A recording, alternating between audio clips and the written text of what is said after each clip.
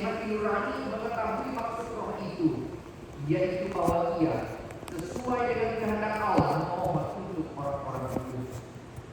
Kita tahu bahwa dia turut bekerja dalam segala sesuatu demi kebaikan orang-orang yang mengasihi Allah, yaitu mereka yang terpanggil sesuai dengan rencananya. Sebab semua orang yang dipilihnya dari semula, mereka juga ditentukannya dari semula untuk menjadi serupa dengan gambar anaknya, supaya ia, anaknya itu, menjadi yang sulung di antara banyak saudara. Mereka yang ditentukannya dari semula, mereka itu juga dipanggilnya. Mereka yang dipanggilnya, mereka itu juga dibenarkannya. Mereka yang dibenarkannya, mereka itu juga dimuliakan. Likewise, the Spirit help us in our weakness, for we do not know how to pray as we ought. But that very Spirit intercedes with groanings too deep for words. And God, who searches heart, knows what is the mind of the Spirit, because the Spirit intercedes for the saints according to the will of God. We know that all things work together for good for those who love God, who are called according to His purpose. For those whom He foreknew, He also predestined to be conformed to the image of His Son, in order that He might be the firstborn within a large family. And those whom He predestined, He also called. And those whom He called, He also justified.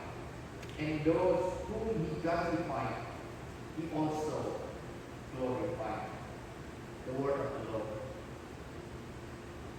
Brothers and sisters in Jesus Christ, let me first speak in English. As you know, not all of us understand Indonesia, but I wish I can give you like a glimpse of the message for today. So, the Word of God that speaks to us in this moment is a profound calling to understand that we are living in the life of the Spirit. What does all mean that we live in the life of the Spirit? I wish you have a chance to watch Avatar, Last Adventure. What's next week? There's a season 2 of the Avatar, and his friends traveling to the spirit world, where their mission is to gain knowledge to defeat the fire nation. Indeed, they transform into something non-physical and travel into the hidden level. However, there is a rule that is kept hidden from the letter. Every piece of knowledge they seek cannot be used to start a work or hurt each other. So this is more like what fails human and makes the wrath of God, as God's wrath fall against humanity. As we know, ever since the creation of the world, God's eternal power and divine nature, though they are invisible, but they have been seen and understood through the things God has made.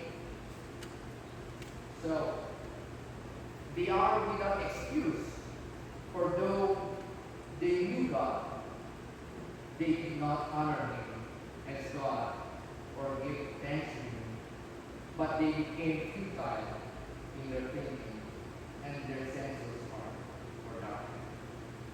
This is what is happening in Genesis 3, the fall of man, where humans, they are searching for knowledge.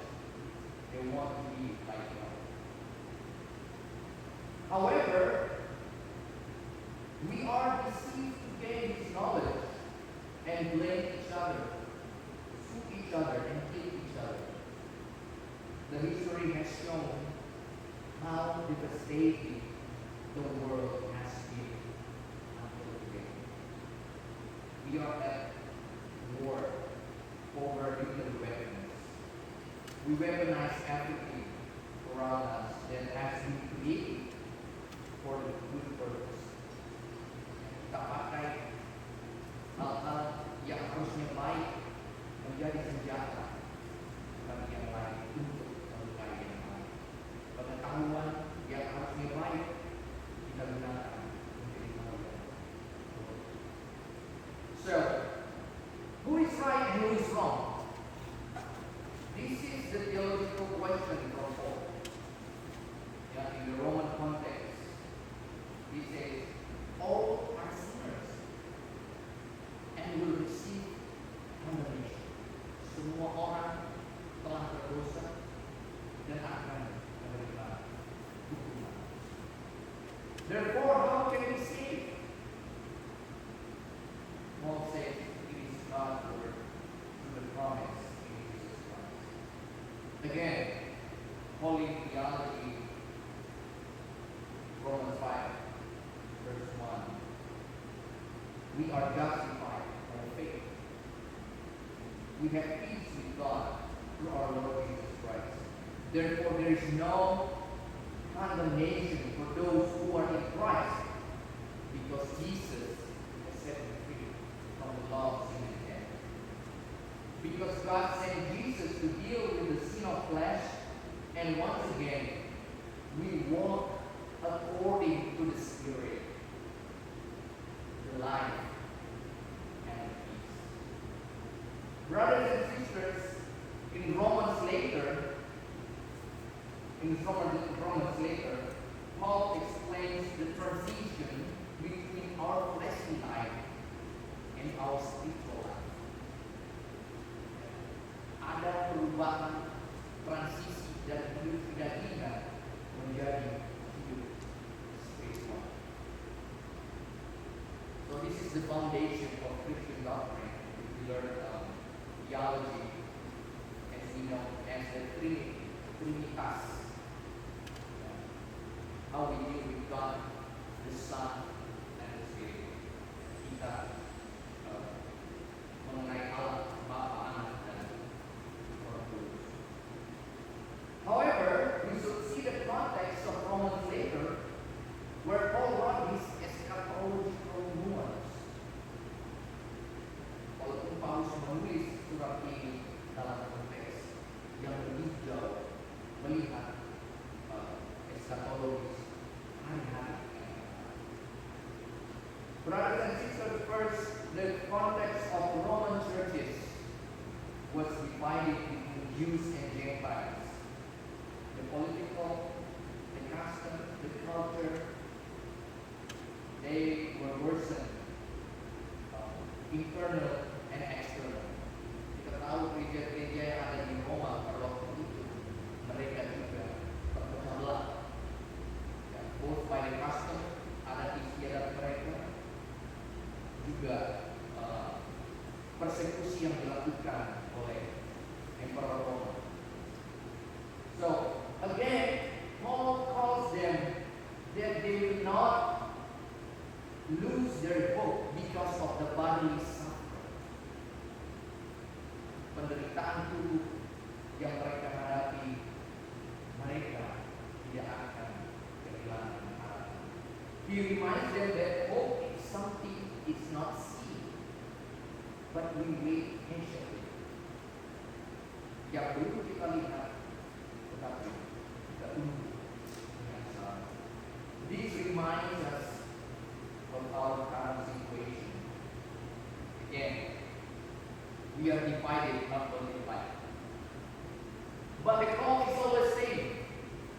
We are the children of God. Kita adalah anak-anak Allah. This is we read from the chapter verse 1. The theme of the chapter 8 the children of God.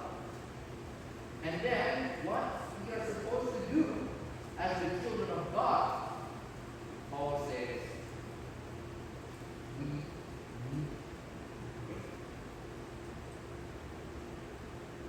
kita harus berdoa. You know, human beings are so weak and fragile. However, no one knows how to pray. It is the Spirit that intercedes. The Spirit who helps us to pray. Because God knows. God knows the mind of the Spirit and makes His word to God's will. The Holy Spirit, what Jesus told to His disciples in John chapter 14:26, the Advocate, the Holy Spirit, whom the Father will send in my name, will teach you everything and remind you of all that I have said to you. It's the Holy Spirit who gives the disciple. And the Spirit that we believe is the one that confesses that Jesus Christ has come in flesh is from God. John 1, 1 John 4, chapter verse 2. So, do not fear if you are asked to lead intercession prayer. Just do it. Because the Holy Spirit intercedes for you. Jika kita mau berdoa, just pray. Ask. The Holy Spirit will help. Roh Kudus akan menolong kita. Brothers and sisters, there are two divisions how we pray to God. Right? This comes from the Bible itself. If you look at Luke, Gospel of Luke 11, verse 5 to 13. Right? Jesus told his disciples about prayer. The first one is a friend knock on the door for the bread. This is one of the examples. Yesus mengatakan kepada muridnya, seorang teman yang mengetuk pintu untuk meminta roti. He knows that his friend will give the bread. Therefore, he knocks on the door without ceasing. The keyword, perseverance. Ketekunan.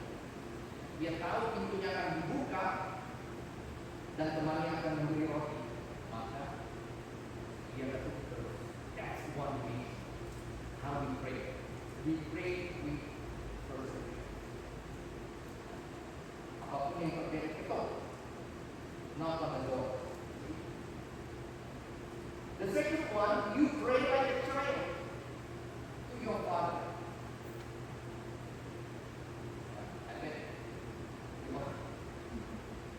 We have experienced all these, right? You said something you don't know. You think that it will benefit you. You keep asking, but God will not give you what you request. Because He knows you're still a child, you don't know. That is why God will give the Holy Spirit to intercede for you to pray. However, God will give you something better for you, because that is love. We pray like a child, but God will give you according to His will. Inshallah, according to His will. God's will. In the end, this chapter tells us about the expectation of the future glory. We are waiting and enduring the pain before the glory will be revealed to us. Our body is old and broken as we are waiting for the future of the glory of God, the redemption of our body. For in this hope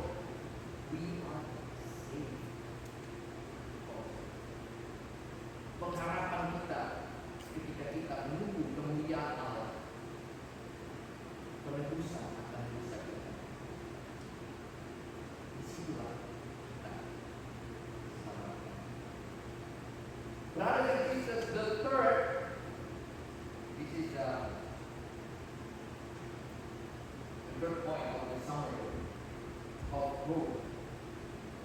And it says in verse 28, very famous verse. All things work together for good for those who love God. Kita tahu bahwa Dia turut bekerja dalam segala sesuatu demi kebaikan orang-orang yang mengasihi Allah. Kita tahu bahwa Dia bekerja dalam segala sesuatu demi kebaikan. All things work together for good for those who love God, who are called according to His purpose. Next question. How come all things work for good? There are bad people. There are corruption, disaster, or other suffering. How do you become good? I want to quote one is I quote a lot of John Hick is one a famous philosopher, influential philosopher. He introduced the theory of theodicy. He claims that evil and suffering are good for the benefit of human. And John Hick, seorang philosopher, dia berkata bahwasanya yang buruk itu, yang jahat itu, penderitaan itu juga bermanfaat bagi manusia.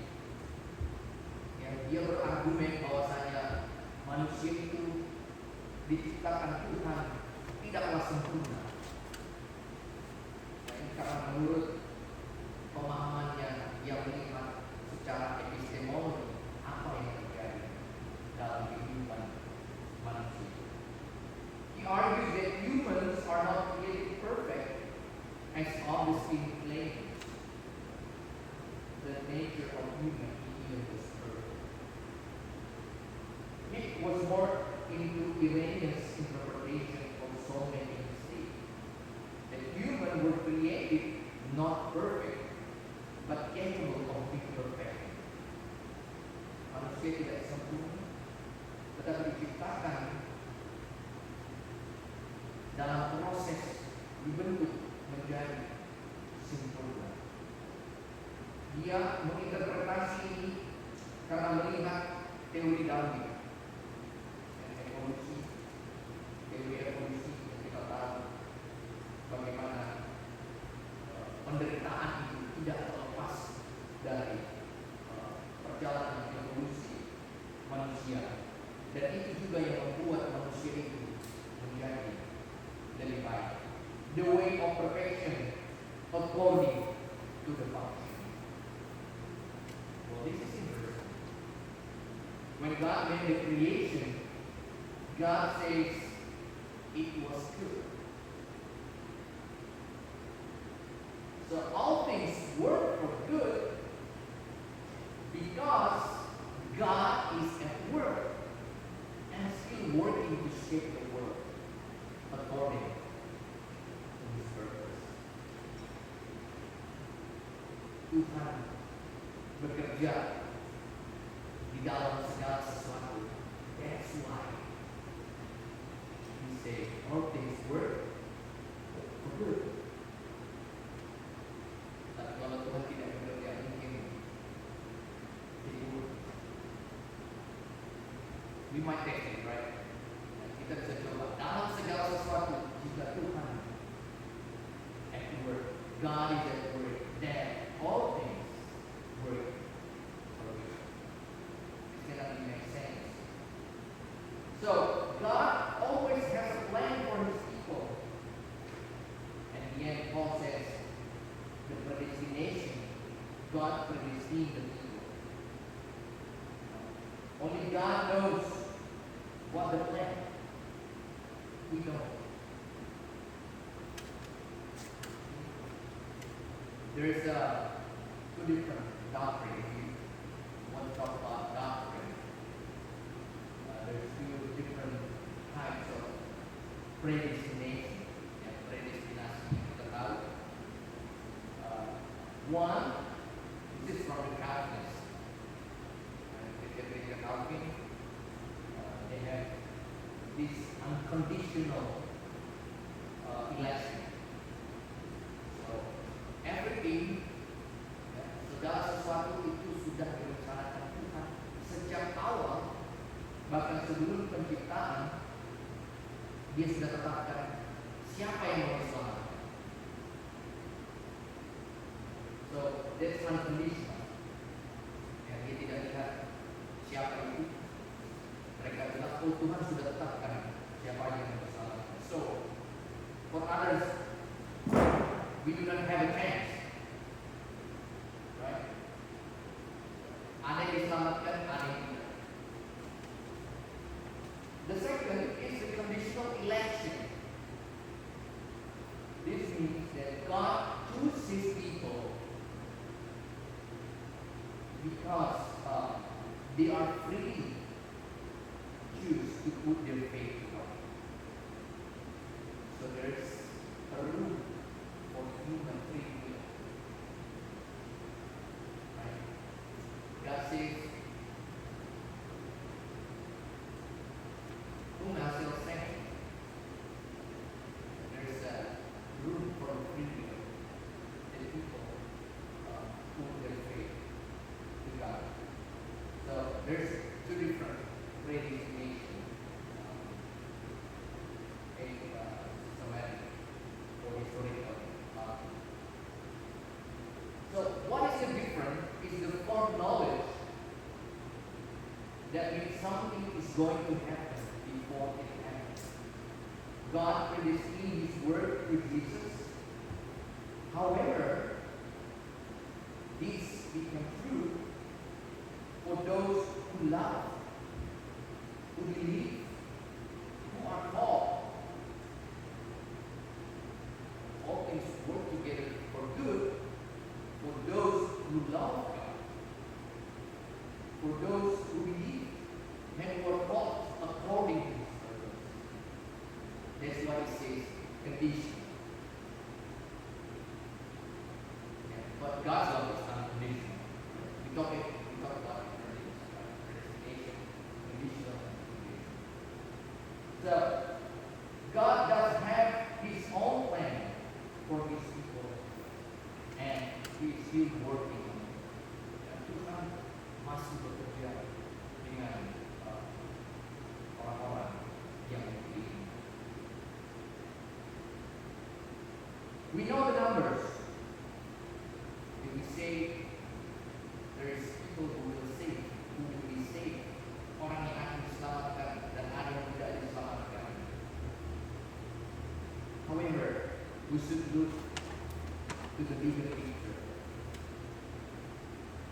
Back to what God's purpose. So, the last question for reflection is, what is God's plan for His people?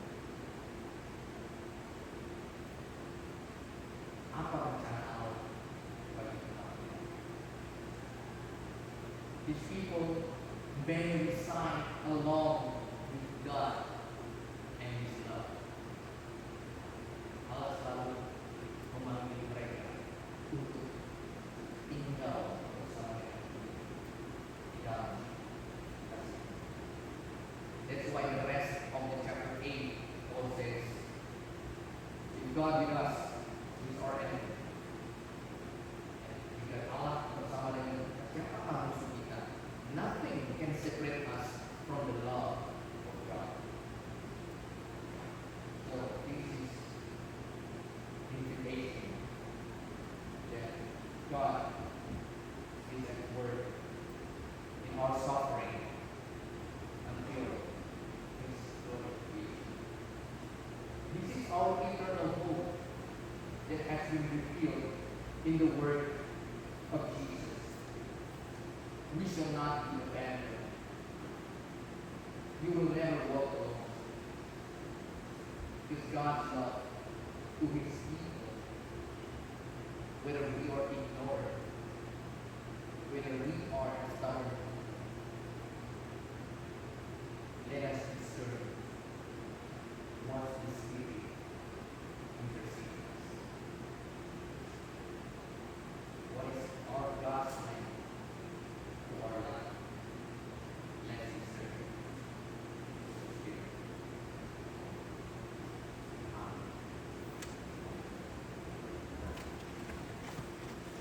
Bapa di surga, kami bersyukur Tuhan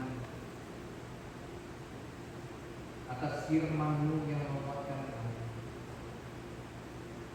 Karya-Mu bagi umat pilihan.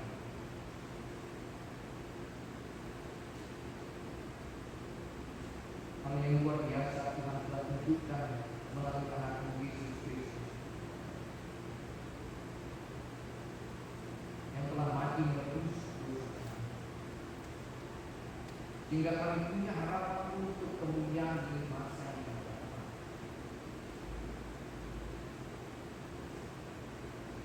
Dan di masa-masa tertenang, di dalam penderitaan di dunia ini, tubuh dan jiwa kami, biarlah kami dijaga. Sebagaimana Engkau menghidupkan kami. Kami berdoa dan meminta tuntunlah kami dengan Roh Kudus, agar kami juga mengetahui rencana indah yang Tuhan siapkan bagi kami. Engkau yang telah berjanji sejak dulu Engkau menciptakan langit bumi dan segala sesuatu. Engkau berkata,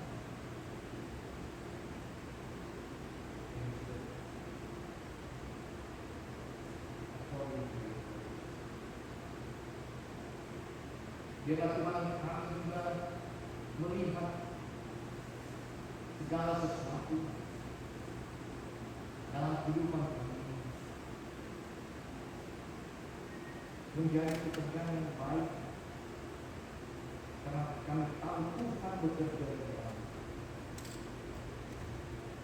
Ingat apapun yang kami harapkan, kami tidak kehilangan. Khususnya Tuhan di masa yang hari ini tempat ini, yang tolong berkati pribadi dan anak-anak membawa dan dengan Engkau yang senantiasa muncul menopang menguatkan kami dalam setiap pekerjaan kami.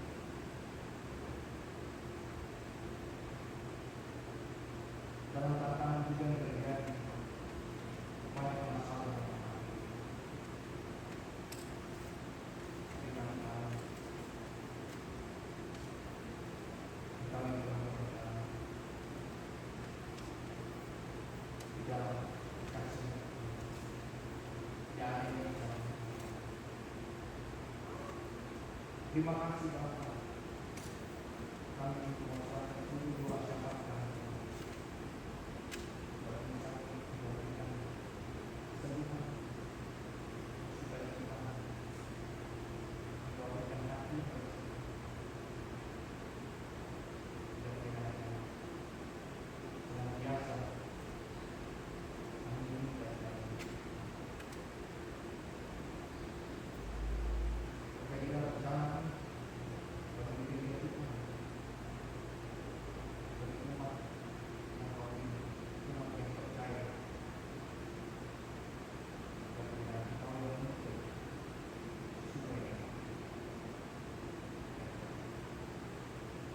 Terima kasih.